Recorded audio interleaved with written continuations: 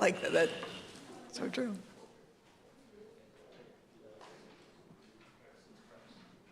Papa? Sorry. The feature's so Is it? bright. Yeah. What does mine look like for him? Is it physical or mental or? Either one. One, right?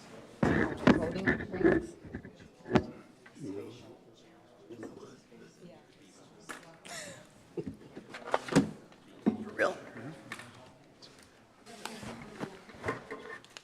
You good?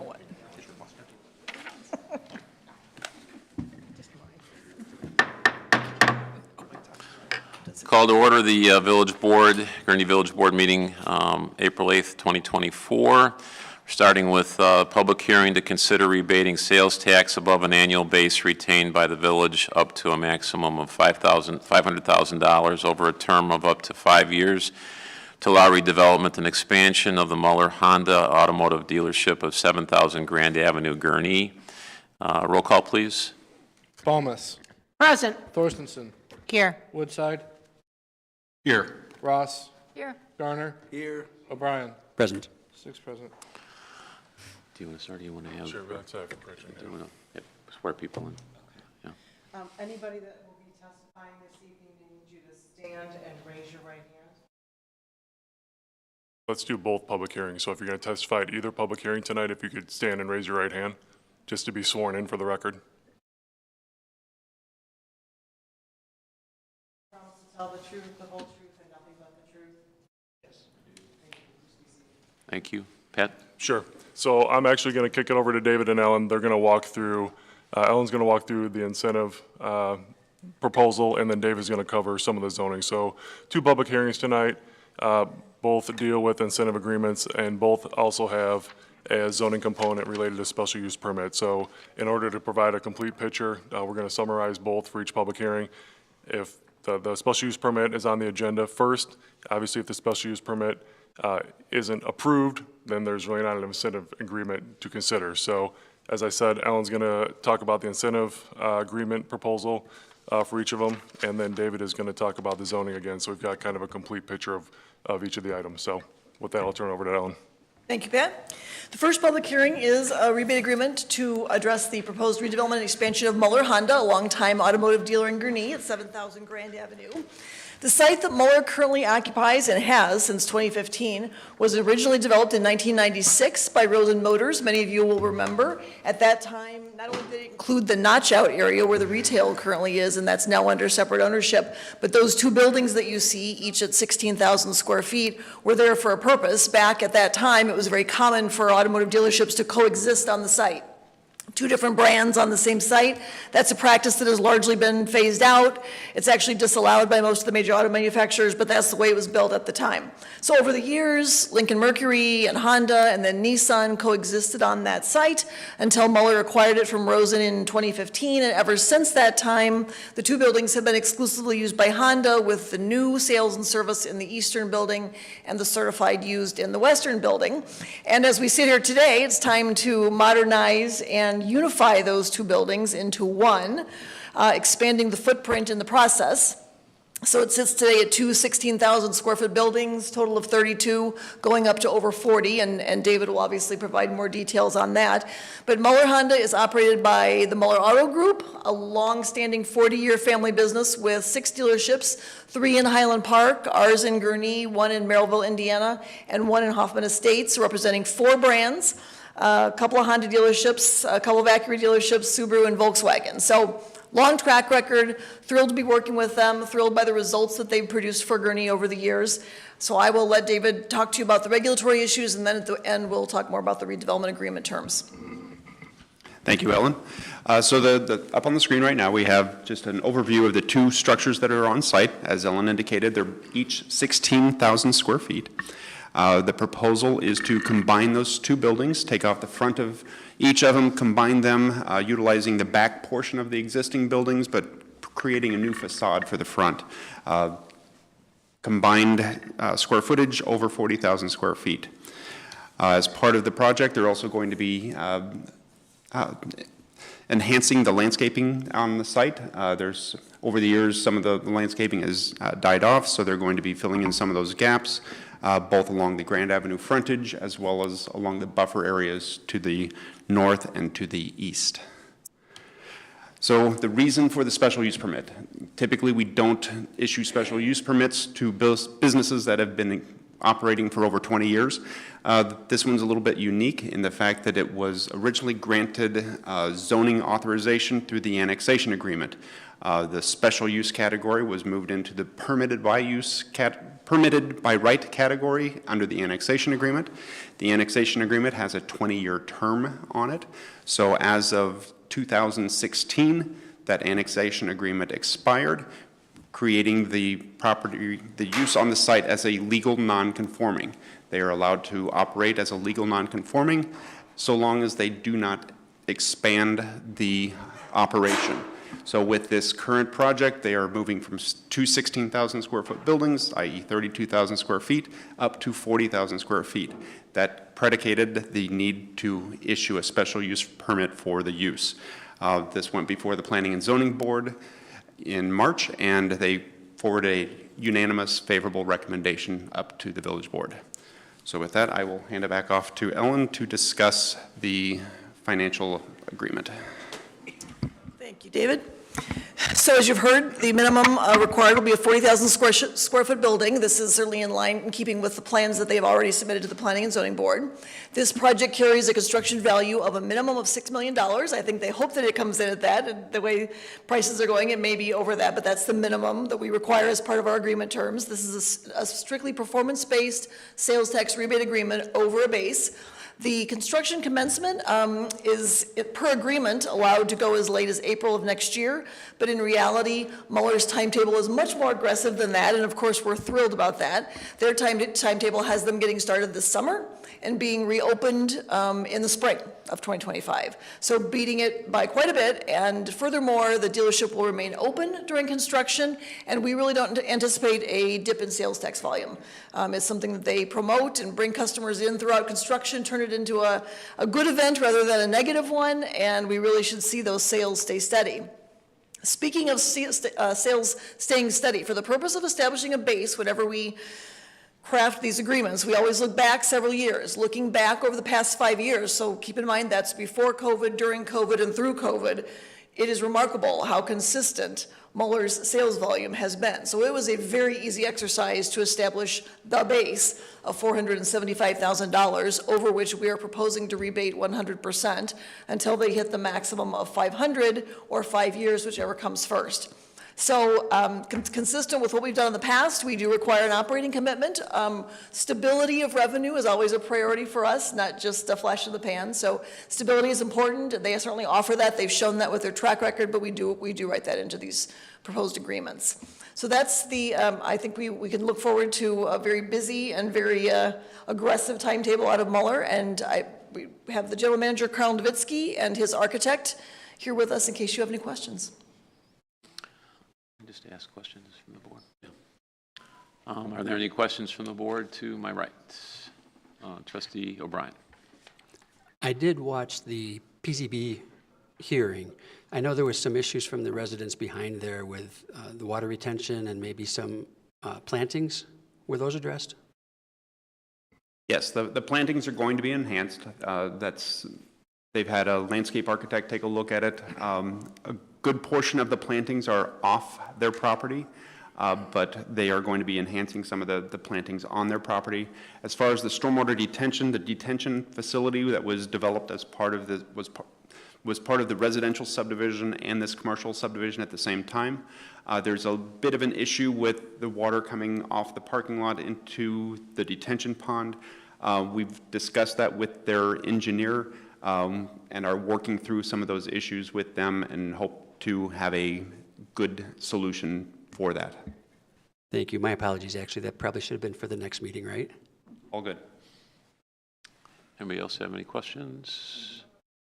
Trustee Garner? If I hear correctly, it sounds like the $475,000 base, sales tax base, is predicated on sales not dipping. In the event that sales do dip due to construction, how is that going to be handled? So the base is 475, and they will not receive any rebate until they get over that base.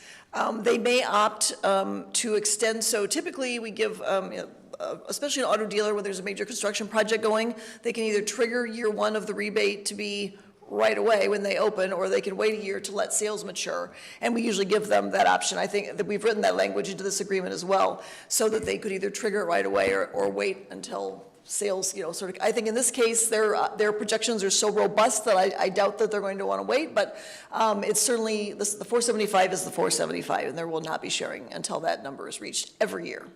So if they, let's just say they only reach 400,000, do they owe us another 75,000? No, that's a good question, but no, it's just, that we just use that to try to approximate staying even with where we're at. I didn't know They just wouldn't receive a rebate in that scenario, that year. Okay. So they'd have to go to next year to attempt to receiving a rebate. Any more questions? Is there any testimony from the public with regard to this specific Muller Honda? And from gentlemen, I don't think that, if there aren't any questions, is there any testimony you care to give? No? You're good? All right. So at this point, then, we would just, Yeah, I just want to make one point. Okay. So just in case there's no residents here from the public, since the public hearing talks about the incentive agreements and not the zoning, when we get to the regular board meeting, probably be a good idea to repeat the same questions, have staff answer the same questions, just in case those residents show up at the regular village board meeting. So for both these public hearings, if there's questions on the zoning that David addresses, if you can ask those again at the regular village board meeting. So Will do. Thanks. is this a motion to recommend? just the financial, yep. Yeah. So at this point, is there a motion to recommend just, yes? Sorry to be delayed, but Please state your name. Art Stevens in Gurnee. Ellen, could you explain the financials again? I don't think I fully understand it. Sure. At 475,000 minimum sales that they would owe based upon their sales, they get to keep all that. I can address that. The first $475,000 each year that is generated in sales tax to the Village of Gurnee, we retain. If there is revenue above that, we share it at 100%. We currently earn about $475,000 in tax revenue from the dealership. Right. Each year, the dealership must generate that $475,000. The village keeps that. Anything above $475,000, we share. So if they only generate $450,000, At what percentage? 50/50? 100. 100%. Okay. So at this point, is there a motion to recommend this, just the financial portion? Second. Motion by trustee Garner, second by trustee O'Brien. Roll call, please. Thomas. Aye. Thorstenson. Yes. Woodside. Aye. Ross. Garner. Aye. O'Brien. Aye. Sorry. Motion carries. On to the next public hearing. Oh, you got 5 minutes. 2 minutes. All right. I'll talk slow. Adjourn. So Adjourn this public hearing. the first one? Yep. All right. So is there a motion to adjourn the first public hearing? So move. Second. Trustee Garner is first and trustee O'Brien second. Roll call, please.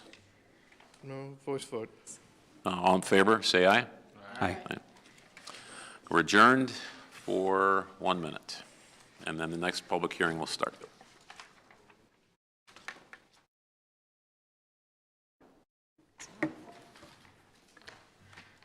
Again, just for everybody to know, the clock on the wall is a couple minutes off. I'll take care of that tomorrow.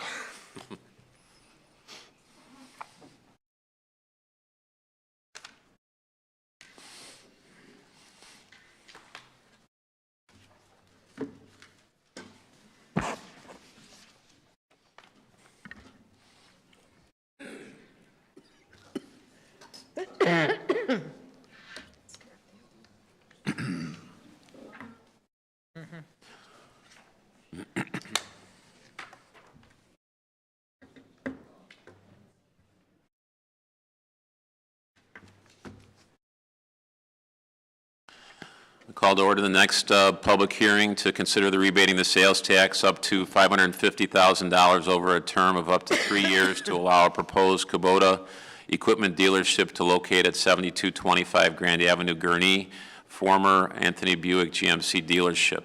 Roll call, please. Thomas. Present. Thorstenson. Here. Woodside. Here. Ross. Garner. Here. O'Brien. Present. 6 ayes. We've already sworn in the public, so Pat? Yeah, same as the first public hearing. Ellen will review the proposed rebate agreement, and David will go over the zoning aspect. Thank you, Pat.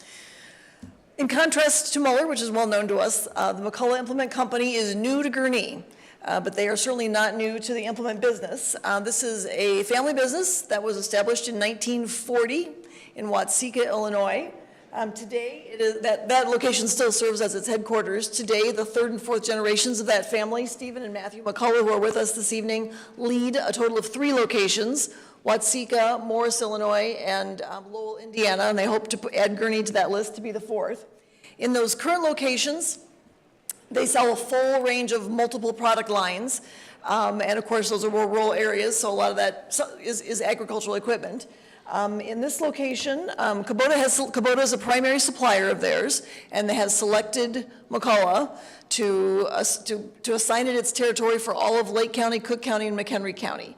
So after a site search that could have landed this dealership anywhere in any of those 3 counties, not surprisingly, they recognized Gurnee for our many attributes, our location, our access, a good spot to establish a northern hub, and it just so happened that the former Anthony Buick GMC dealership suits their needs, is right on Grand Avenue where they can take advantage of all of our visitors and resident population and surrounding residents.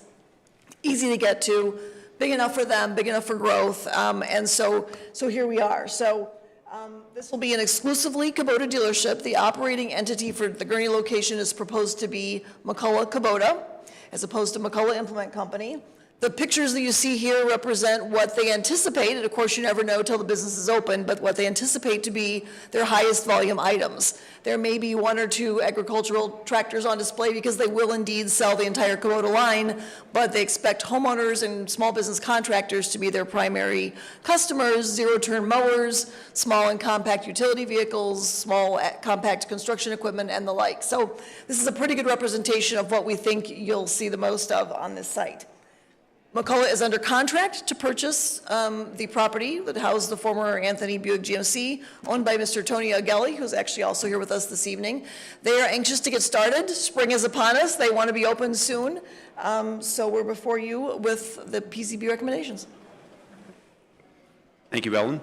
Like the last project, this one will also require a special use permit. This one is a planned unit development that was originally created when Anthony came in with the GMC dealership. The use for this specific use doesn't fit neatly in the categories that were included in that planned unit development. It's kind of between the equipment rental and leasing and the truck sales and service. Our current zoning code includes the use of heavy retail rental and service, which would be a more accurate one, but all 3 of those uses trigger a special use permit, so we're safe as a similar and compatible use to any of those. We held a planning and zoning board meeting, public hearing on this matter, beginning of March, and based upon the testimony and the inquiries from the public, a couple of conditions were added as recommendations from the planning and zoning board. One was to replace the buffer fence along the south property line. That fence is original to the Anthony GMC dealership when it was first installed and is showing some age. So we're giving them 12 months from occupancy to replace that fence. Additional trees planted along Arlington and Buchanan. There are some dead trees that have been removed over the years. So filling in some of those gaps, especially where it buffers residential along Arlington and then to the south along Buchanan and to the south residential. And then kind of limiting the equipment demonstrations on site to the west side of the building. So if you can imagine, kind of tucked between the GMC building and the Gurnee Dodge building to locations that are farthest away from residential. We did take a look at some of the decibel ratings for the equipment that they're going to be utilizing, and by the time we get the distance from this location to the residential receivers, it's not going to be perceptible above the ambient traffic noise from Grand Avenue. So we're pretty comfortable that it's a good use and a good location for those demonstrations. So like we said, you know, the site, C2 PUD, we've got commercial to the north and to the west.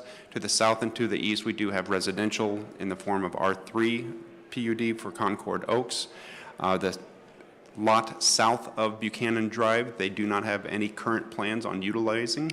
That may be something that they need in the future, but there's no current plans for that. And then the use as proposed is kind of a hybrid of those uses that I mentioned as a similar and compatible use. The location for the demonstration area is on, like I said, the west side of the building, kind of tucked between the GMC building and the Gurney Dodge. Most of their display is going to be under the canopy up front, as well as along Grand Avenue frontage. And the building as it sits today. And with that, I'll turn it back over to Ellen. Thank you, David. So the suitability of this dealership building, which is a beautiful building architecturally and has been well maintained, the fact that we have another dealership ready to move in and use that building in its current configuration, I think is a win-win. I think if we had spelled out the scenario that we would hope for at the time that Anthony vacated, this would probably be it. So in addition to McCullough being a long-standing, long-tenured, well-established business, the nature of so at the PZB meeting, Planning and Zoning Board meeting, Mr. McCullough was asked in response to a question, he answered that they project $25 to $35 million of sales in this location, gross sales. If you adjust that number for the portion of that that's non-sales taxable, which is basically their service revenue and their rental income, which we don't tax, the majority, the rest of it, $30 to $31 million, is subject to not only state shared sales tax, but home rule sales tax.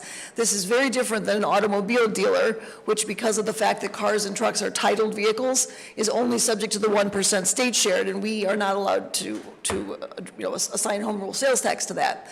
This is different. These are large ticket items, and they're going to be generating 2% sales tax. So that puts this dealership in the realm of comparable to above a typical car dealer. So it's a great scenario with a family business that I think we're going to really enjoy working with. So our proposal is to maintain, as we typically do, our 0.5% of home rule sales tax for capital improvement, and to share 1.5% of McCullough's sales with them until they reach a maximum of $550,000, and we think that's going to be pretty quick. You might notice that the proposed term of 3 years is shorter than some of our agreements have been. There's a reason for that. That's because they're going to earn it pretty quickly. So for reasons stated in the prior public hearing, thanks, David, we are implementing the 10-year operating commitment.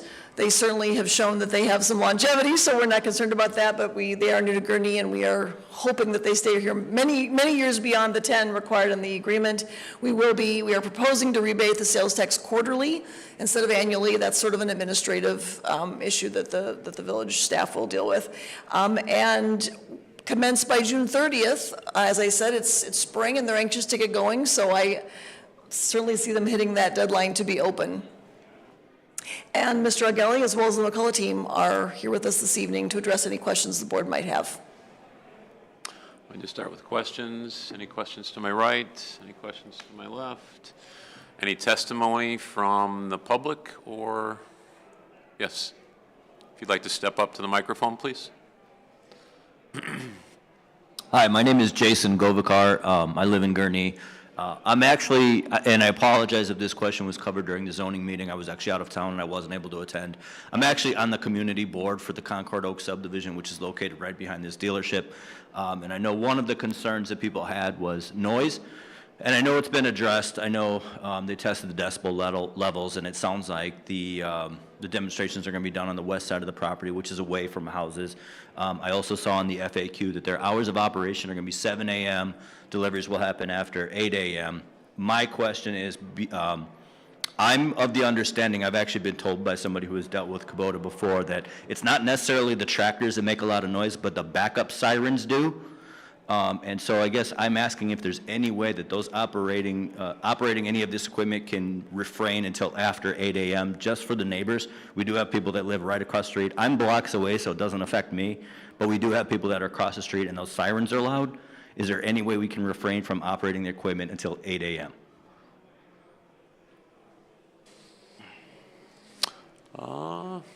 Let's see. Who would like to respond to that?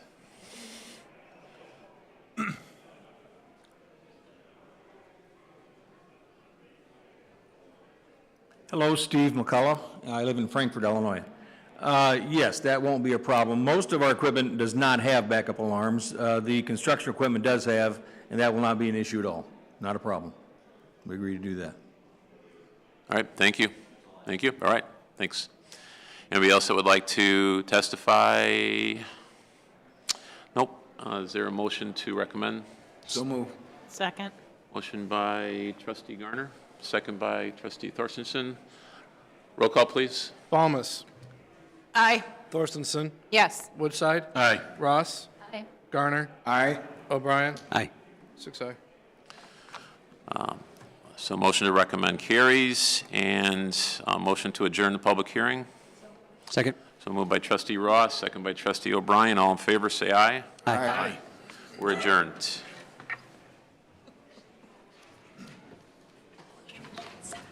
At 4 minutes.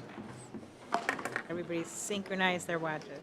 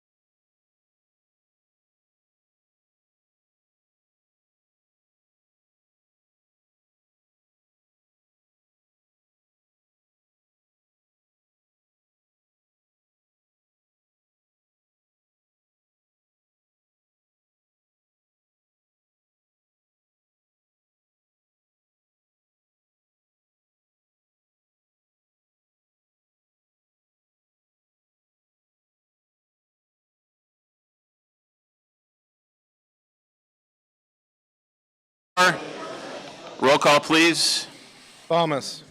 Present. Thorstenson. Here. Woodside. Here. Ross. Here. Garner. Here. O'Brien. Present. All stand with me for the Pledge of Allegiance.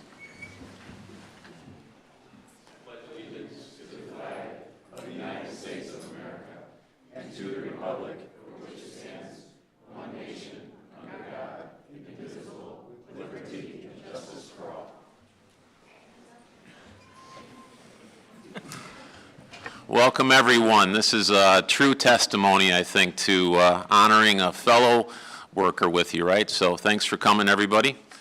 For the first item on the agenda, approval of consent agenda is presented. So moved. Second. Motion by trustee Baumus, second by trustee O'Brien. Roll call, please. Thomas. Aye. Thorstenson. Yes. Woodside. Aye. Ross. Aye. Garner. Aye. O'Brien. Aye. 6-0. Motion carries. Pat? Item number 1, approval of the minutes on the March 11, 2024 and March 25, 2024 meetings. Item number 2, approval of payroll for period ending March 22, 2024 in the amount of $989,036.53. Item number 3, approval of bills for period ending April 8, 2024 in the amount of $1,640,016.86. Is there a motion to approve? So moved. Second. Motion by trustee Woodside, second by trustee Ross. Roll call, please. Thomas. Aye. Thorstenson. Yes. Woodside. Aye. Ross. Aye. Garner. Aye. O'Brien. Aye. 6-0. All right, motion carries. On to petitions and communications, why most of us are here tonight, right? So this is the administration of the oath of office for the promotion of firefighter-paramedic Jeremy Hackstrom to fire lieutenant.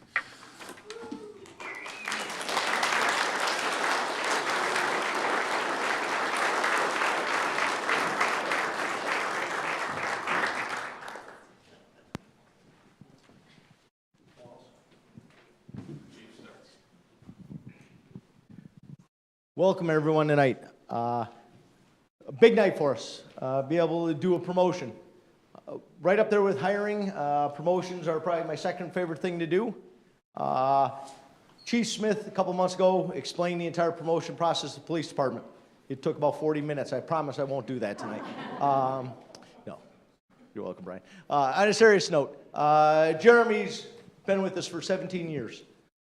Jeremy, the day he walked in, was quiet, came in, did his job. He works every day as a paramedic, as a firefighter. Jeremy, to this day, still comes in. He never complains. Whatever vehicle he's on, runs as a paramedic. Firefighter skills are always up. The difference, Jeremy's no longer quiet. Jeremy's known as a bit of a jokester around the station, and it's a good thing. He keeps everyone lighthearted. If you go to change the TV station in your room and another TV changed the station, it's because he moved them all around, and he thought it was kind of funny. He's a good time like that. But on a serious note, Jeremy has stepped up throughout his career, 17 years. He was a union president for the Firefighters Association. I had the opportunity at the time to be a deputy chief. Jeremy and I would negotiate with each other. Sometimes it'd become a little bit heated, and we'd have good conversations, and we'd be heated. But the goal always was a win-win for the firefighters and the village.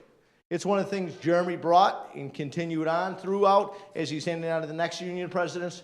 He really does a quality job. He wants to make sure everyone was getting a fair deal. He always stuck to it. Sometimes we didn't get along on issues, but we always got to a compromise. And it's a good compliment to you. You really would stick to your guns. You would do everything. Around the station, Jeremy, over the years, has done our SCBA. He takes care of all the SCBA and all the vehicles, takes care of all our gas meters, takes care of all our thermal engine cameras. He also stepped up our Standard Operating Procedures Committee, our SOGs, these days, guidelines, I guess. Jeremy is in charge of keeping that committee together. He goes through, writes the final draft before they get it handed off to administration. Then we do our corrections, go back to Jeremy. He's the go-between with administration, us, to finalize all those. He pushes all those out with a nice quiz so everyone knows what the rules and regs are. So if you don't like those quizzes, this is who's been writing those. Jeremy also, over the years, has done QA in our EMS. This is one of the most quiet jobs that happens. Most people don't know that Jeremy pulls reports over the years with John McNeil, reviews all the EMS reports. He does this quite often late in the evening when everyone else is in the back watching TV, doing something like that. He's always doing something, but he does it very quiet. He really does. He's one of those people that comes to work every day and does it. When I met with Jeremy to talk about promotion, the biggest challenge I gave to Jeremy is, as he goes forward, you're a good worker, you do everything there. The goal is to find a way to be a little more verbal and get the other guys up to your level. Our goal for lieutenants, you're really the people who set the careers for the future. You're the person who is there every day with them, you're building them, making them better. That's the challenge we've made to all of our lieutenants. Yours is just maybe gonna have to be a little bit more vocal once in a while out there. You're a silent leader, you really lead well that way, stepping up to the table and do that. But I'm excited, I'm honored to be here tonight and watch you get promoted, and I'm gonna hand the microphone off to the mayor.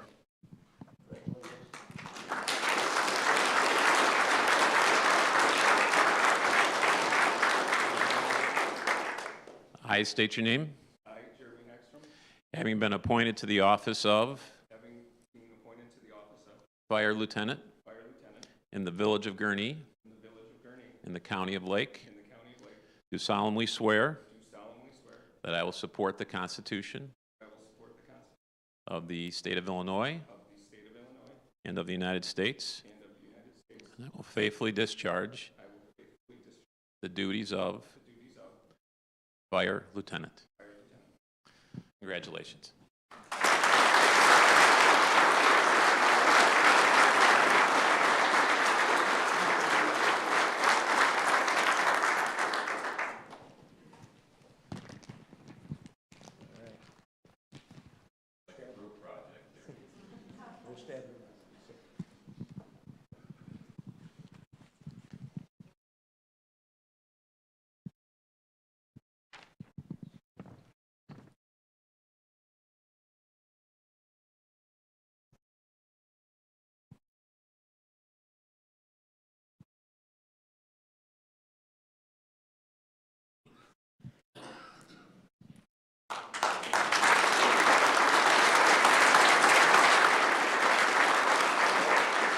No blood. All right. Thank you, everyone, for coming out. Is this working? Thank you, Chief, Mayor.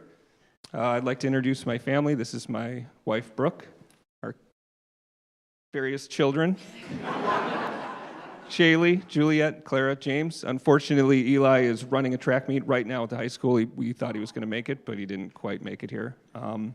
But he would be pictured somewhere in there if he was here. I'm happy for this opportunity. I'm glad the chief has the trust in me to let me continue my career in this new role. Thanks to everyone for coming out here. It's not a position you can get to all by yourself, and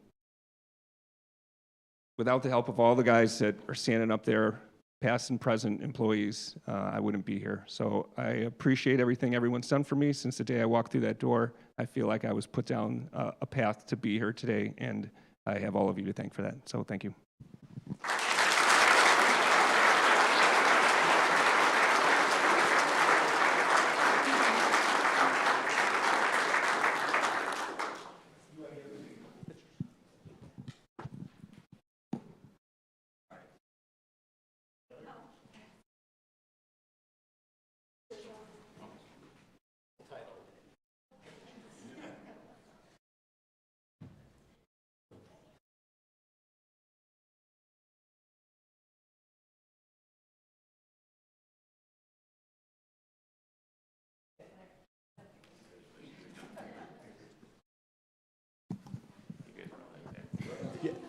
Yeah, as a quick reminder, there's a lot more village business to go on tonight. So if we could go ahead and not convene inside here, we could head on outdoors and head back to Fire Station 1. I'd really appreciate it. Thank you. Thanks, everybody, for coming out.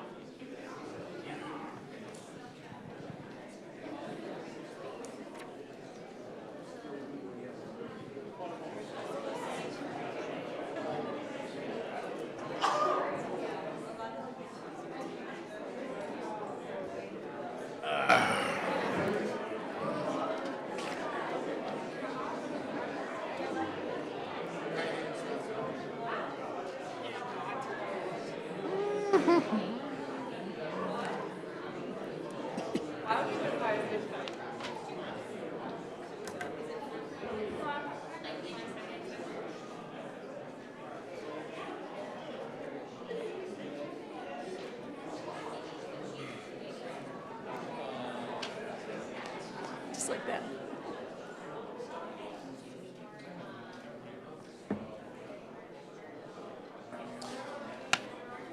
So on to the next item, is the approval of the proclamation designating April 14th through the 20th, 2024 as National Public Safety Telecommunicators Week in the Village of Gurnee.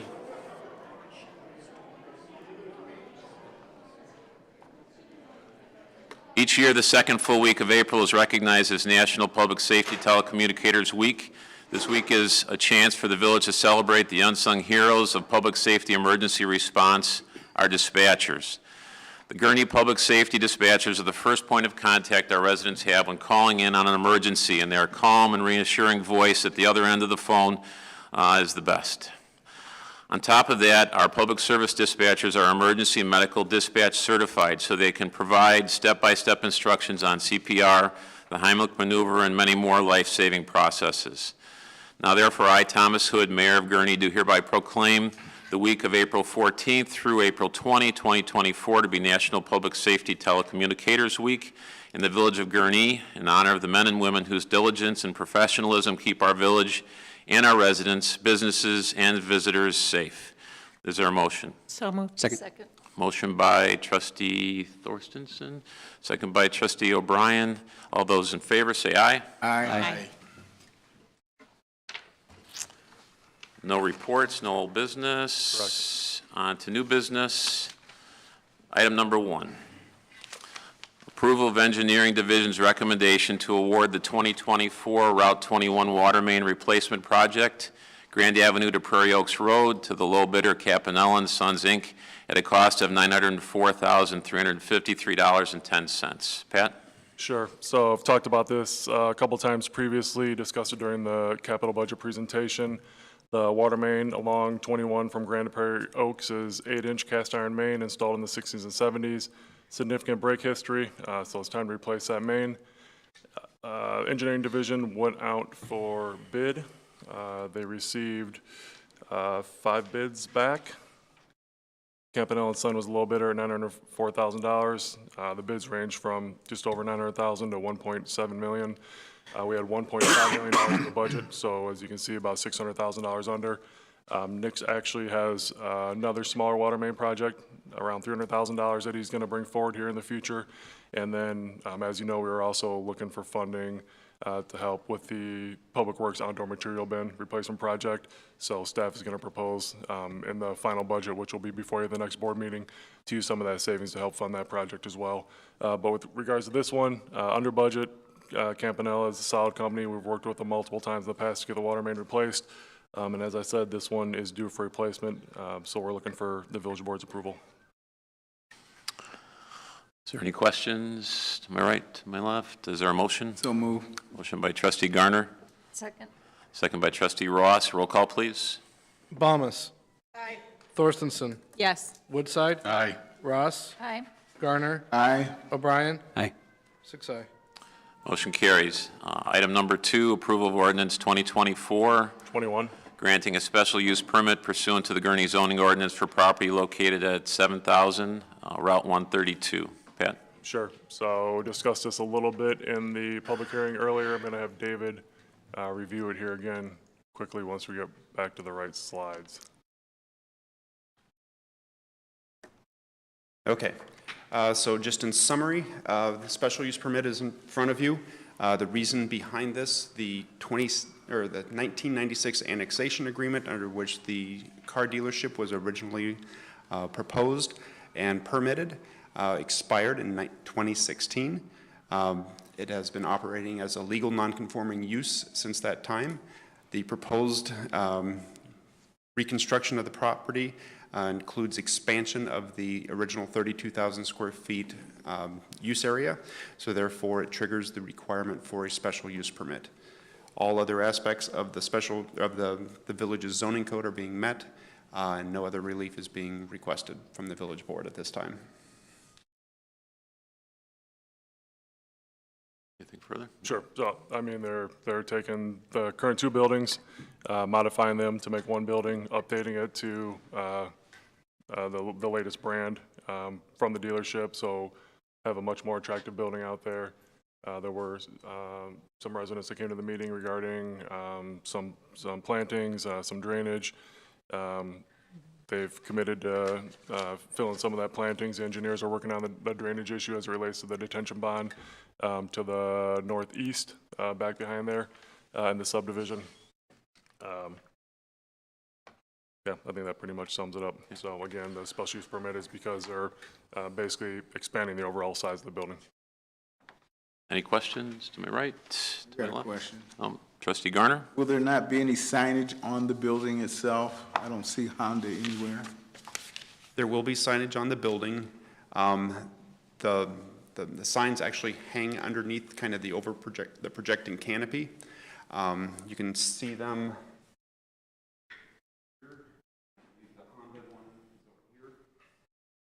So that's the proposed wall signage. We're working through some size issues with them. Honda, if memory serves me, Honda doesn't have the final design kind of worked out yet, so there is a possibility that may have to come back for another special use, but they wanted to get the building construction underway first and get this original special use permit out of the way so they could start the reconstruction of the site.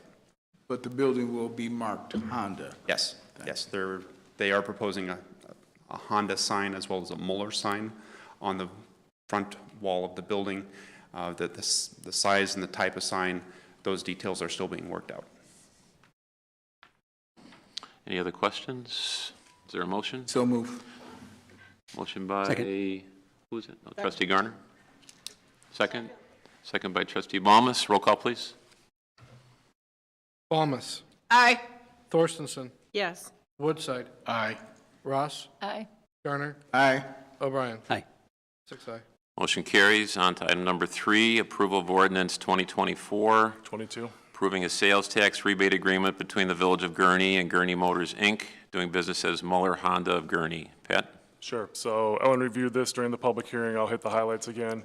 So in conjunction with the building modification and the investment, Mueller requested some financial assistance. We looked at the performance, both pre, during, and post-COVID to set a village base, as we've done with other sales tax sharing agreements, and then propose sharing sales tax revenue over that base. So highlights of the agreement, again, taking the current 32,000 square foot minimum of the two buildings, combining them to a 40,000 square foot dealership with a construction value of at least $6 million. To start the construction no later than April 25th and to be completed within 24 months, although as Ellen stated during the public hearing, looking to get started much sooner than that and completed much sooner than that.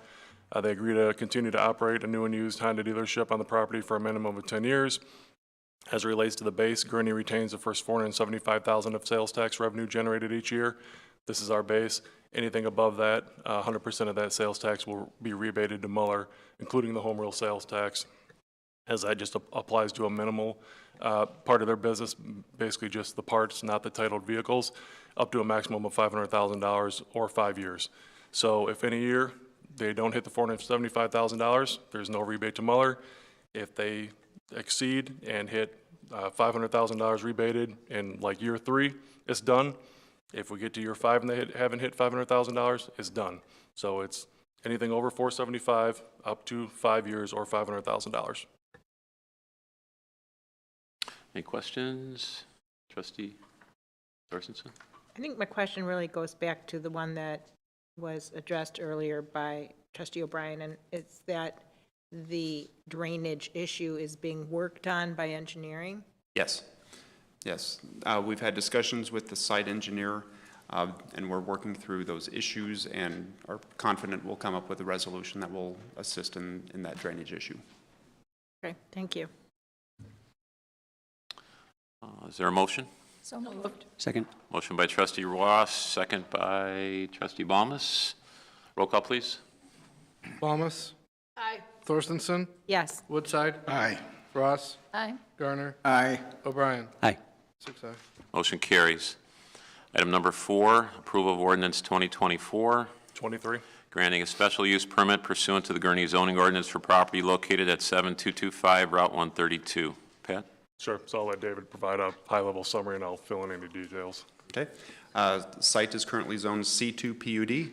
originally zoned as part of the Anthony GMC dealership. The new proposed use is a similar compatible use to the equipment rental and leasing service with outdoor storage, and the truck sales and service that are the two identified uses underneath the planned unit development use list. Very similar, the Village of Gurnee has in their zoning code a heavy equipment sales, service, and rental in the current zoning code. That one also requires a special use permit. So we are proposing a special use permit for this use on site. The conditions that were added to the special use permit to replace the buffer fence along the south property line within 12 months of the occupancy, planting additional trees along Arlington and Buchanan Drive, and requirement to hold the equipment demonstrations along the west side of the building to alleviate some of the noise concerns from the neighborhood. Sure, so it's just a reminder, you've got McCullough Kubota is looking to occupy that building. They've been around for many years, 3 other dealerships, family-run business in its 4th generation. They received the Kubota distributor for Cook, Lake, and McHenry County, so this is going to serve as kind of a headquarter and a hub to feed the future chain of satellite dealerships both north and west of Gurnee. Looking to sell smaller construction equipment, zero-turn mowers, etc. There are some visuals up there that David has. 15 to 20 employees on site at any given time. Standard hours Monday through Friday, 7 to 5, half day on Saturday. There was a request during the public hearing from a resident regarding backup alarms on vehicles and requests that those not be operated till after 8 a.m. Mr. McCullough agreed to that, said that's doable. As David stated, worked in some additional conditions in the special use permit in response to residents that spoke during the public hearing. If you want to go to the next one on the landscaping and the demonstrations. So we've got some landscaping that's going to be filled in on the east side there, as well as the south side of Buchanan, to the northwest between the current GMC building and Gurnee Dodge is where they have indicated that they will test or start any equipment. So you've got the building, you got some landscaping, et cetera, in between that and residential, which I think the closest residential is about 300 feet away when we measured on the map. So again, trying to respond to some of those concerns that the residents brought up during the public hearing. Received a favorable recommendation from the PZB on a 4-2 vote. Are there any questions to my right? No, to my left. Is there a motion? So moved. Motion by Trustee O'Brien, second by Trustee Garner. Roll call, please. Thomas. Aye. Thorstensen. Yes. Woodside. Aye. Ross. Aye. Garner. Aye. O'Brien. Aye. 6 aye. Motion carries. On to item number 5, approval of ordinance 2024, 24. approving a sales tax rebate agreement between the Village of Gurnee and McCullough Kubota. Pat? Sure. So again, Ellen hit the highlights of this at our 6:45 public hearing, but I'll go over them again. So McCullough proposes to commence operations by June 30th, 2024, commits to a 10-year, at least a 10-year operating term for a new and used dealership at this location. Annual sales estimated between 25 and 30 million. And as Ellen hit, unlike automobiles, these aren't titled pieces of property, so they're subject to both the state 1% and our home rule 1% sales tax. So that's differs from automobiles, which are just subject to the 1% state. Village agrees to rebate on a quarterly basis 100% of the state shared sales tax and 50% of the home rule sales tax. So we'll keep the other 50% of the home rule for the village's capital improvement program. This is to a maximum of $550,000 or 3 years, whichever comes first. And then McCullough at its option can delay the start of the rebate period for up to 1 year in order to get the dealership established. So that's written into the agreement. Any questions? Trustee Thorstensen? Mine's just a comment. I guess I'm really thrilled as what our economic development director stated earlier, that it appears that this business reuse is quite ideal. And so I'm really happy however we landed it. So thank you, Ellen, there. And especially the interesting, I guess, cherry on top is the 1.5%. So that's terrific. Thank you. Other questions or comments? Is there a motion? So moved. Motion by Second. trustee O'Brien, second by trustee Garner. Roll call, please. Thomas. Aye. Thorstenson. Yes. Woodside. Aye. Ross. Aye. Garner. Aye. O'Brien. Aye. 6 aye. Motion carries. Welcome, McCullough, to the Village of Gurnee. Hope you have a long, long term here, so thank you. On to item 6, approval of ordinance 2024, 25. consenting to the admission of an additional member, Lake Zurich, pursuant to an admissions agreement to the Central Lake County Joint Water Agency. Pat? Sure. So anytime there's a new member to JAWA, it has to come before all the current members for approval. And that's what we have going on here with Lake Zurich tonight. So JAWA's actually been working on this for over 3 years, exploring delivering water to Lake Zurich. They currently use wells that have radium and barium issues that must be removed and disposed of. Federal regulations no longer allow them to dispose of this waste via the Lake County Public Works Sanitary Sewer System. So that put them in a pinch, so they started looking at alternatives for water. They looked at 3 different water agencies and landed on JAWA after meeting with Bill Susi and learning more about the agency. The CLC JAWA board and both Lake Zurich have approved the emissions agreement, so like I said, now it's before each member agency. You had a memo, or a 2-pager in your packet from Bill Susi that kind of highlighted it. From our perspective, it's beneficial both to the agency. The agency has excess water to sell that it currently produces.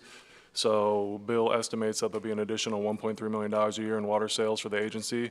The more water Bill sells, the lower the rate can be for participating members of the agency, so that should come back and directly benefit us. This is also, when a new agency joins, they've got to basically pay their own way as far as the infrastructure. So they don't just join and use all the infrastructure that was paid for by the founding members. So Lake Zurich will have $22 million over 30 years that'll be paid to the JAWA as part of the membership to cover those expansion costs. And then, as stated earlier, JAWA currently produces excess water beyond their capacity. So even with bringing Lake Zurich on, JAWA is still able to reserve 4 million gallons per day for the founding members should you have a big development or something along those lines where you need additional water for the community. So the agency, the boards view it as a win-win, helps on Lake Zurich, generates new revenue for the agency, significant over that 30-year period, the $22 million and then the $1.3 million per year. So staff is recommending approval. Just wanted to take this moment to recognize the CLC JAWA, just how fortunate we are to have Lake Michigan Water. I am able to serve as a director on that commission, and Trustee Balmas is an alternate as well. And also just to give note to the foresight of, again, another project that Richard Welton was a founding member of this organization, and he's the reason why so many of us get to enjoy what we have in the Village of Gurnee. So it goes without saying, and I think I know for sure, I know we all would feel that way, but I know Jeannie has a special connection to the Welton family, and as well as Cheryl, so I'd probably go through everybody here, right? So in any event, I just would say that it's been an important thing to us. I don't think we realize the blessing that we have in terms of the water we receive when you turn on that faucet. It just isn't, we just take it for granted that it's going to come out clean and we're going to have plenty of it. And there's many places around the country where that's just not the same or not true, and certainly around the world. So I'm thankful for that agency. Bill Susi does a great job. And adding Lake Zurich was unusual for a bunch of geeks in the water area. It's just how excited they were to add Lake Zurich was kind of unusual to me, to see how excited they were to see another group come on, and how the engineers, Nick, you could probably explain this better than I could, how they get water from Lake Michigan to Lake Zurich is beyond me, but they somehow pull that off. So, so at this time, are there any questions? Nope. Is there a motion? Make a motion to approve. Second. Motion by trustee Balmas, second by trustee Ross. Roll call, please.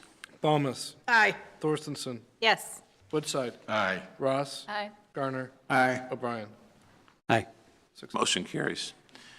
The last two items on the agenda, something that we normally do is that we recognize that there's citizens that have concerns about these two items. And as my regular approach, and I think the board would likes this as well, is that we offer the opportunity for residents to speak prior to these votes being made, even though, as you might well know, we've heard your statements numerous times, and I would say that you can say them again if you want, but we've heard them before. But if you have something new you'd like to say, go right ahead, or if you want to repeat what you've said before to make sure we got it, then go right ahead. So prior to this first item, which addresses only the tobacco and alternative, I'll read it, and Pat will talk about it, and then I'll just allow some testimony from you guys if you'd like to, and then we'll go from there. So item number 7 is approval of ordinance 2024. 26. Adding one Class 1 tobacco and alternative nicotine products license by amending 7-8 of Chapter 7 of the Gurnee Municipal Code entitled Tobacco and Alternative Nicotine Retailers. This addresses Casey's at 391 South Hunt Club Road. Pat? Sure. So Casey's applied for a Class 1 tobacco license. This is incidental sales in conjunction with this opening. That would bring the total Class 1s to 19. Police Department conducted the necessary background checks, found nothing to preclude issuing the license. So at this time, why don't we start with, well, why don't we go out to the public? If the public has something you'd like to say, then please step up to the microphone and state your name. And when we get to the liquor license portion, then I'll have a second time for that. So this is just with reference to the tobacco and alternative nicotine products license. Keith Owens, 6464 Doral Drive, Gurnee. Will there be representatives from Casey's to answer any board questions? I know in some cases in the past, like when you granted the liquor license to the BP station, their owners were there and you were asking questions. Before I say anything, I'm just wondering if that's going to be the case tonight as well. Not that I'm aware of. I don't know that is there anybody here from Casey's tonight? I don't think so. Well, I guess my questions and then that I've already put in writing to you, and that I hope you, since there's no one here from Casey's, will have to come to a decision on your own, is how can we, I guess, trust an organization who has been cited as recently as 6 years ago by the FDA for excessive violations of sales to underage users for tobacco products. It seems incongruous to me that we could be granting licenses to people who have demonstrated that they are not, not following the minimum guidelines. And I'm sure these inspections were the same as are conducted by the Gurnee Village Police. Periodic, maybe once or twice a year, with prior notice, and still these kinds of sales are happening. I hope the board takes that into consideration when they vote on this matter. And if they approve this, I would just look forward to how you vote in November, when there will probably be a resolution recognizing National Lung Cancer Awareness Month. Thank you. Thank you, Keith. Anybody else that would like to speak with reference to the tobacco and alternative nicotine products license? Okay, and go to the board. Are there any questions or comments that anybody would like to make? There being none, is there a motion? So moved. Motion by Trustee Garner, second by Trustee Balmas. Roll call, please. Trustee Woodside. Oh, Trustee Woodside. Oh, sorry. What? Trustee Woodside was the second? No, I was the second. Trustee Woodside Oh, was. sorry. Sorry, Greg. It's okay. Who was first? Trustee Greg. Woodside. Gina. Got it. Greg was. Oh. And then Woodside? Trustee Balmas.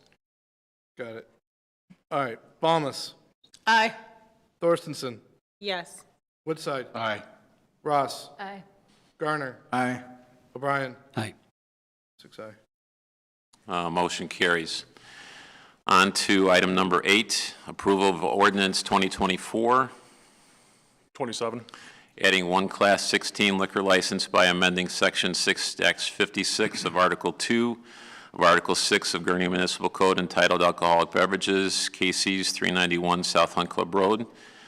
So in this one, I'd just like to provide just a short history with reference to the liquor license described by Class 16, that probably a year and a half or 2 years ago, there were several gas stations or fuel stations that came to us to indicate that their convenience stores were changing. They were increasing in size. They were going to place restaurant-like items in them, and that they had talked to us, these 3 different gas stations or fuel stations, about wanting to be able to have alcohol in them as well.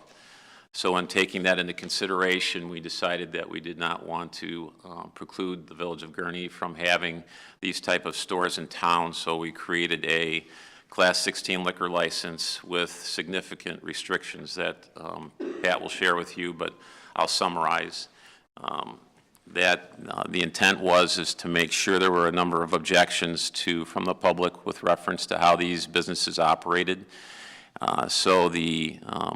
We limited the shelf space that they could put alcohol on. We put the alcohol behind a locked glass door that could only be accessed by a driver's license. They could not advertise alcohol on their building at all. These were just some of the restrictions that they were applied, and actually internally there was discussion that we didn't know whether anybody would want to undergo all these restrictions and apply for a license.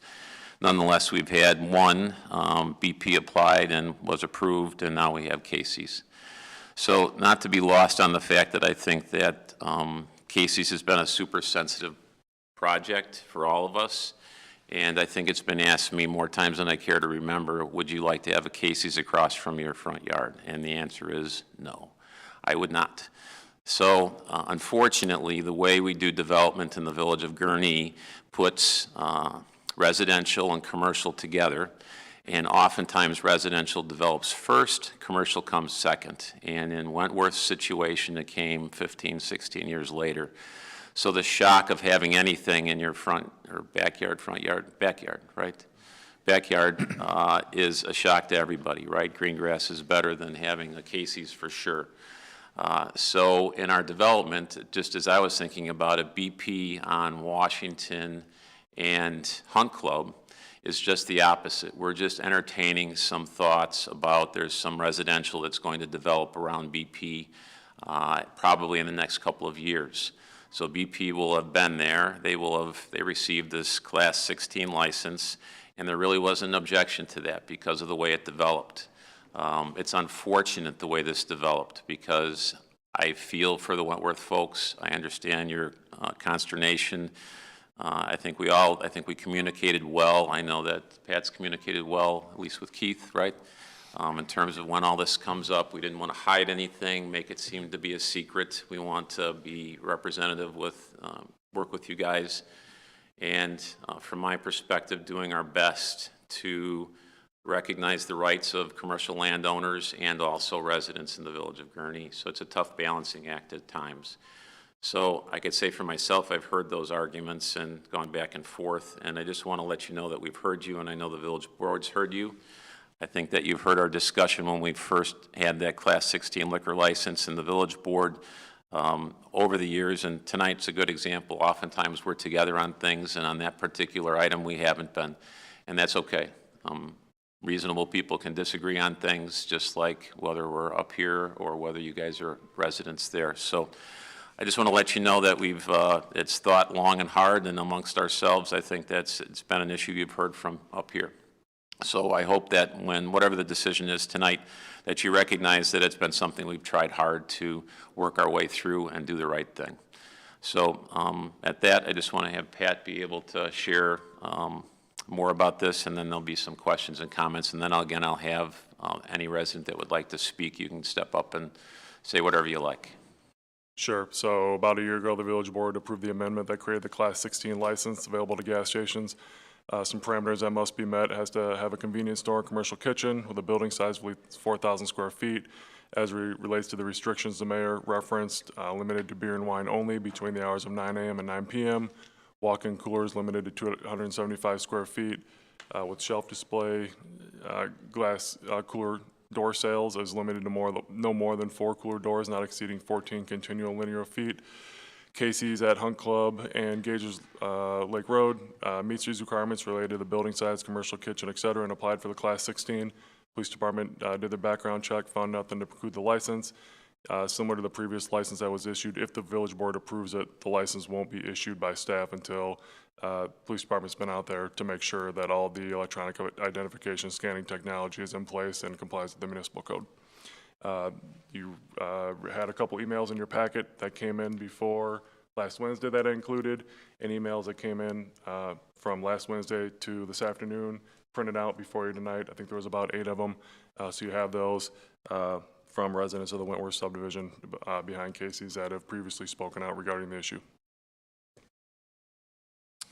All right, so this time, why don't we have the residents, any resident that would like to speak, if you'd like to stand up and state your name with regard to this specific issue regarding Class 16 liquor license for Casey's at 391 South Hunt Club Road. Me again, Keith Owens, 6464 Doral Drive. I appreciate more than you know, since I've been in similar positions to yours, the difficulty of balancing what is best for some and maybe not the best for others. And all we ask is for a fair hearing. So I thank the mayor for his comments before this. I've sat through the pre-hearings on the various dealerships, and I commend Ellen. Is Ellen still here? Hi. I commend Ellen and her staff for the work that they've done to bring about change, positive change for the businesses in the community. But as the mayor said, there's a balance that we have to strike between business and the people who live here. And I note with interest that if things go as planned, we would probably be ceding close to $1 million to businesses to come to our village. Of course, we're going to be getting more revenue coming back than that. So it's kind of a, this for that, it's the incentive. And I also noticed that there was concern about the drainage and the noise from these existing businesses on surrounding communities, and that those were taken into consideration. I asked for the same consideration for us in our situation. We know that there was the zoning in place, that we couldn't do anything about a gas station. We're still not aware of what their hours of operations are going to be. I think it's somewhat not, although it's not required, I think it demonstrates a little bit of hubris on the part of Casey's that they're not here tonight. One of the trustees has asked when BP was here if we had any concerns addressed by any of the residents.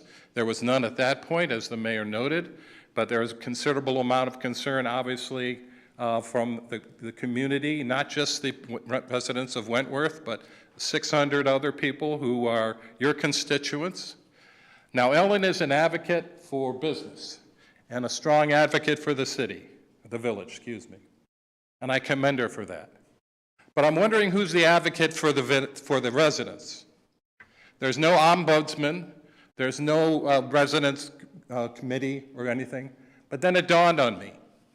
It's you. And I know you take your responsibility seriously. But at the last meeting, we had this proclamation, Alcohol Awareness Month. Alcohol Awareness Month is a public health program organized by the National Council on Alcoholism and Drug Dependency as a way to increase outreach and education regarding the dangers of alcoholism and the issues related to alcohol. On their website,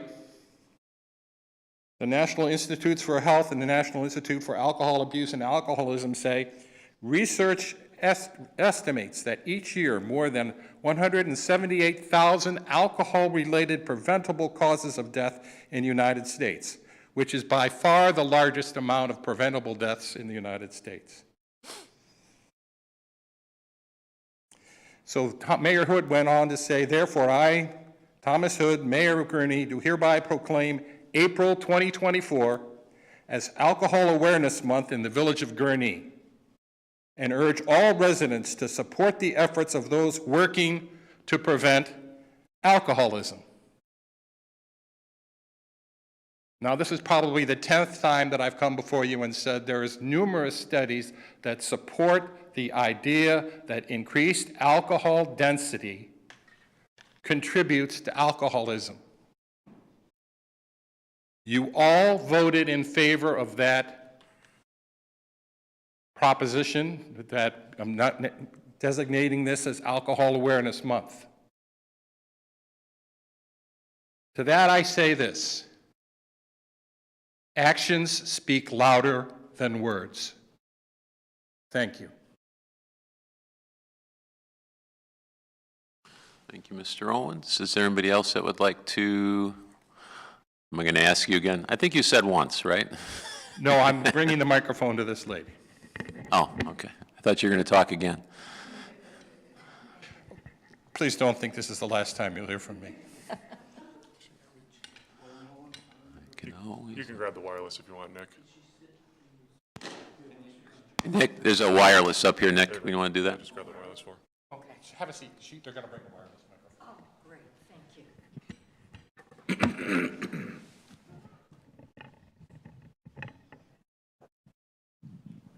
you. Thank you. I won't keep you long at all. My name is Karen Minsky. I live at 6488 Dorrell Drive. I've spoken before you many times. I'm only going to repeat it once more. Please do not grant Casey the license to sell alcohol. I implore you not to do that. Thank you. Thank you. There's somebody else that would like to? Art, yes? Hi again, Art Stevens, 5740 Regency Court. My question, Mayor Hood, might be better answered by the chief or the assistant chief. I was wondering what the reports said when they did the background report on Casey's regarding alcohol sales to minors. So Art, I think, I mean, just can direct that to me. I mean, the background report is done on the individual that's going to be selling alcohol at the location. So that particular report is based on that person. So it's not with reference to a broader category that I think that Mr. Owens has referred to. Okay. Then my only follow-up comment, if you'll allow me, is Casey's as a national organization has been known in the public discourse and in public reporting to have problems with alcohol sales to minors. So I'm going to reflect the same kind of question that my colleague, Mr. Owens, asked earlier.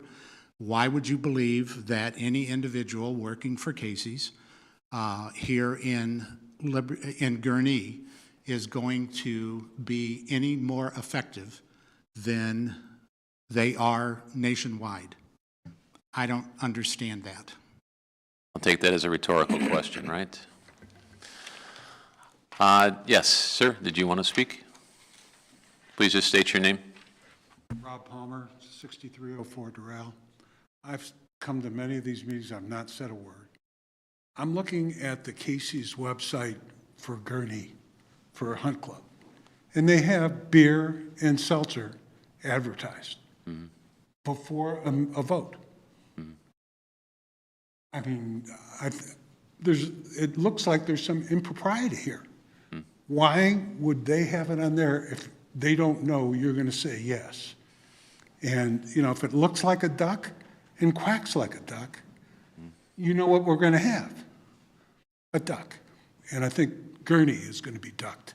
I don't know if this is true. I'm going to take Trustee O'Brien's word for it, is that when you press that particular item, it doesn't say that the beer or whatever is available in Gurnee. It's actually available in Beach Park, is what I heard. Even if that's not, I mean, if you push that area, even if that's not true, I can't control what they put on their website, and it has absolutely no reflection on how we're going to vote tonight. I guarantee you that, just based on what I've heard on other votes with regard to this issue. So, yeah, I'm not sure why it's there. So, good point. Anybody else who'd like to step up and state your name with reference to this issue regarding liquor licenses for, or liquor license for Casey's? There being none, and then I'll provide the opportunity for each trustee if they like to comment or ask questions. So if I just go to my left with Trustee Woodside. And then work my way here. You don't have to talk if you don't want to. My only comment would be to thank everybody who's here tonight and who's been here at many meetings before, the effort that you've put in to direct our attention to your concerns and all of the things that you've brought up. No matter how the vote goes tonight, I appreciate all the time and effort that you've put into it. It has certainly challenged me to look into all of the things that you have presented, and I'm sure that that's true of everyone else up here. Looking at the Illinois Liquor Commission recommendations, the statutes behind those recommendations, going on field trips to look at Casey's locations. I know I'm not alone in having done that. So in large part, that's because of the interest that you have shown. And so that is, I'm sure, making everyone up here being that much more thoughtful about how they're going to cast their vote tonight. Trustee Balmas? I don't really have anything to add. Okay. Trustee Garner? I do have a comment. You know, I've thought long and hard about this as well. Gurnee is who Gurnee is because of how we've been.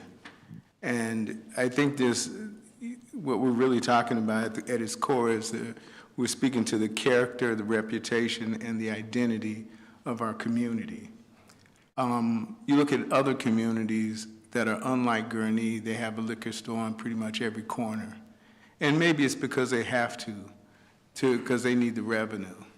We're a little different than that. We've got Six Flags, Six Flags, Gurnee Mills Ball, and what's the other one? Great Wolf. Great Wolf Lodge. I'm thinking Key Lime Cove. To support, you know, as a base for our community. So the revenue really, the additional revenue really isn't the issue here. In my opinion, I think, again, it's the character and the reputation and the identity of Gurnee. When we make decisions like these, they chip away at who we've been. I happen to like who we've been. I've been, as a 26, 27-year resident, I lose track. I love this community because we're not like everybody else. We've been able to withstand being like everybody else. And we're doing far better than most communities. I like that. It has to, I mean, we're leaders in this community. And when it comes to issues of alcohol, there's plenty of places to buy alcohol in Gurnee. We only have one freestanding liquor store that's grandfathered in because it's been here so long. I'd like to keep it that way. So I hear the residents loud and clear. Also, we're here to protect the residents who live here. I think that should be our first priority. Businesses have a right to, buy property and sell goods, but it's, on some things, it's not a right. It's a privilege that is given by way of the vote. And so, this is a no-brainer for me. I don't want to be like other communities. I think we're chipping away at who we are. And every time we make a difficult choice like this against who we've been, we become more like other communities. And I think we should be careful, very careful. So I commend the people, the residents who have come forth and fought so valiantly, at the precipice of a decision like this. I just think that it's what our community is made of. And we have the community because of people like you and people who step up and vote in ways that support the things that you want. So, I'm not happy about, and I think I've said that earlier, about having having the ability to buy alcohol any place. I think anytime you have to lock something up, restrict the shelf space, ask for additional IDs and all of that, those items are questionable by default. So I just hope that we make the right decision, after this vote. All right, trustee O'Brien? Comment or no comment? You can I'll take a feel free. I'll take a comment for 5, Mayor. Go at it. I'll be taking into consideration the 600 constituent signatures that have been brought forward. Also, I did check the Casey's website, and indeed, if you click on beer or seltzer, it says, go pick it up in Beach Park. So they're advertising it, but they're not advertising it for Gurnee. They're advertising it for Beach Park. They do indicate that they're going to be open 24/7, though, on that website. Also, based on what I've heard in so much of resident testimony, the next time St. Paul asks for a liquor license for whatever their events are, I'll have to think twice now.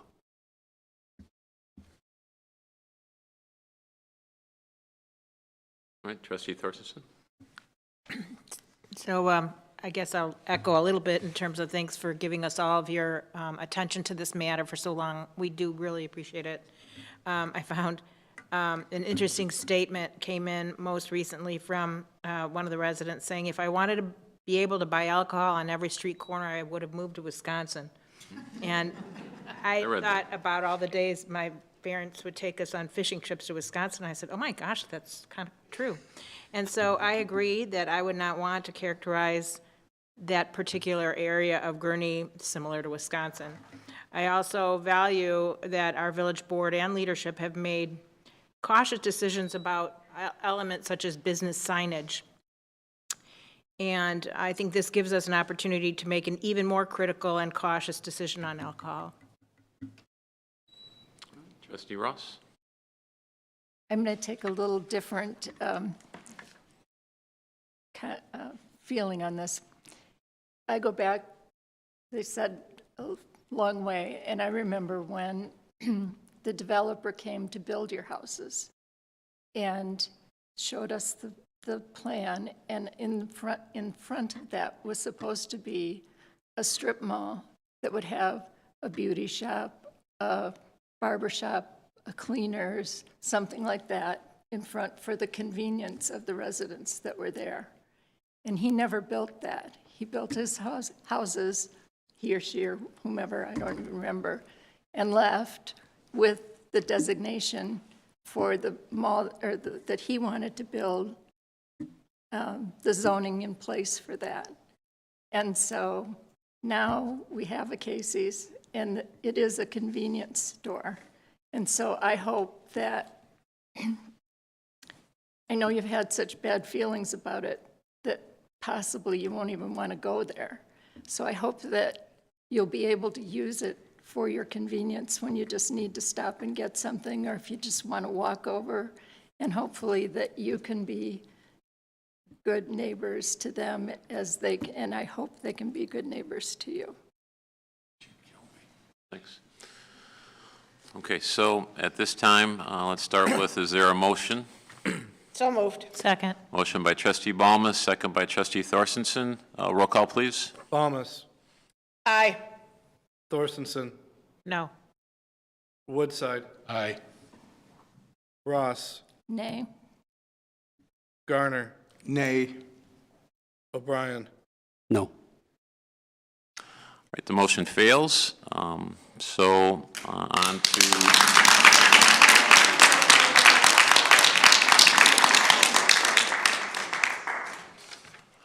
to the public comment. Anybody would like to make a public comment? Thank you. Thank you. Very much. You're welcome. You can step up to the microphone and make a public comment if you'd like, ma'am. And I don't have anything prepared, but I don't know if you have been down to the building site where Casey's is, but the streets are filthy. Dirt, nails, rocks. I mean, when is the village going to come in and clean that up? Or is that the responsibility of Casey's to keep that area clean? That's the responsibility of Casey's, and that's something I'm sure that I know that we keep Yeah, I'd track like to of. see So that followed up on. Yeah, thank you. I'll check into that. Thank you. Is anybody else that would like to make a comment, public comment? There being none, is there a motion to adjourn? So moved. Motion by trustee Balmas, second by trustee Balmas Balmas, O'Brien. Who's two? Balmas, O'Brien. O'Brien. All in favor, say aye. Aye. Aye.